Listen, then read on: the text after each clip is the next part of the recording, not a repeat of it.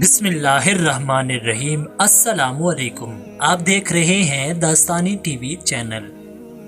نبی پاک صلی اللہ علیہ وآلہ وسلم کھجور میں کھیرا ڈال کر کیوں کھاتے تھے؟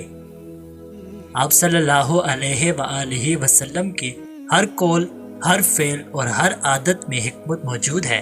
آپ صلی اللہ علیہ وآلہ وسلم کی وہ عادات جن کا تعلق اگرچہ براہ راست شرعی احکامات سے نہیں، لیکن ان کی اتباع ایک تو رسول اللہ صلی اللہ علیہ وآلہ وسلم سے کمال محبت کا اظہار ہے، دوسری جانب دنیاوی برکات کے حصول کا ذریعہ بھی ہے۔ یہی وجہ ہے کہ صحابہ کرام رضی اللہ تعالیٰ عنہ آپ صلی اللہ علیہ وآلہ وسلم کے ہر قول و فعل کی اتباع کا خاص اہتمام فرماتے تھے۔ آج ہم آپ کو بتانے والے ہیں کہ حضور نبی اکرم صلی اللہ علیہ وآلہ وسلم نے کھجور کو کن کن طریقوں سے تناول فرمایا ہے۔ بہت سے مومنین آج بھی اس سوال کے جواب کی تلاش میں ہیں اور جاننا چاہتے ہیں کہ نبی رحمت صلی اللہ علیہ وآلہ وسلم کھجور کو کیسے تناول فرمایا کرتے تھے، تاکہ وہ بھی حضور نبی کریم صلی اللہ علیہ وآلہ وسلم کے طریقے پر عمل کریں اور ویسے ہی کھجور کو تناول فرمائیں اور زیادہ سے زیادہ ثواب حاصل کر سکیں۔ حضور نبی کریم صلی اللہ علیہ وآلہ وسلم مختلف طریقوں سے کھجور استعمال کیا کرتے تھے۔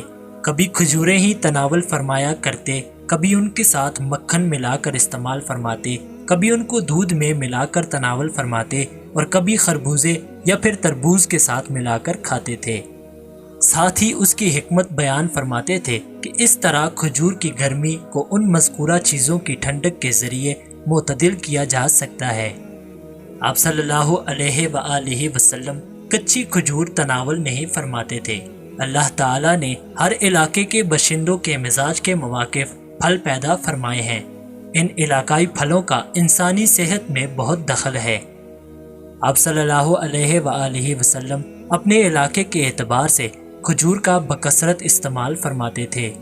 آپ صلی اللہ علیہ وآلہ وسلم نے مدینہ کی کھجور کے لیے برکت کی دعا بھی فرمائی۔ اس کے سبب وہاں ہمیشہ عمدہ اور بکثرت کھجور پیدا ہوتی ہے۔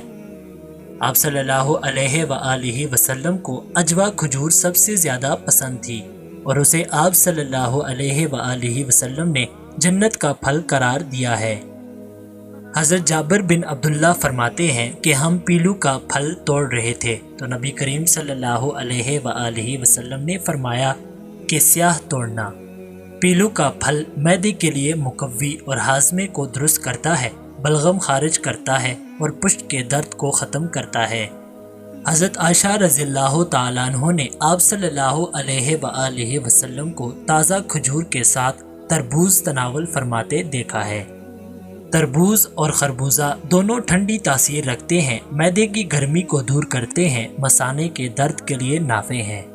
حضور اکرم صلی اللہ علیہ وآلہ وسلم حضرت سعد بن عبادہ کے پاس تشریف لے گئے اور انہوں نے کشمش پیش کیے۔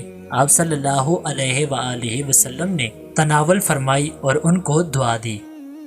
حضرت عبداللہ بن عباس رضی اللہ تعالیٰ عنہ کی روایت ہے کہ عرفہ کے دن آپ صلی اللہ علیہ وآلہ وسلم کی خدمت میں انار بھیجا گیا۔ آپ صلی اللہ علیہ وآلہ وسلم نے اسے تناول فرمایا۔ آپ صلی اللہ علیہ وآلہ وسلم کے بارے میں انار شہتوت کھانے کی روایت بھی موجود ہے۔ ایک اور جگہ پر ذکر آیا ہے کہ نبی کریم صلی اللہ علیہ وآلہ وسلم کھیرے کے ساتھ کھجوروں کو کھایا کرتے تھے۔ اگر آپ چاہیں اور آپ کو ایسا کرنا چاہیے کہ آپ بھی کھیرے اور کھجور دونوں کو مکس کر کے کھائیں اور پھر دیکھیں آپ کو کیا کیا فوائد حاصل ہوتے ہیں۔ ویڈیو پسند آ جائے تو ویڈیو کو لائک اور شیئر ضرور کیجیے گا اور مزید ایسی ہی ویڈیوز دیکھنے کے لیے ہمارے چینل داستانی ٹی وی کو سبسکرائب ضرور کر دیجیے گا اور ساتھ میں موجود گھنٹی کے بٹن کو ضرور دبا دیں تاکہ ہر آنے والی نئی ویڈیوز کی نوٹیفیکیشن سب سے پہلے آپ تک پہنچ سکے۔ جزاک اللہ۔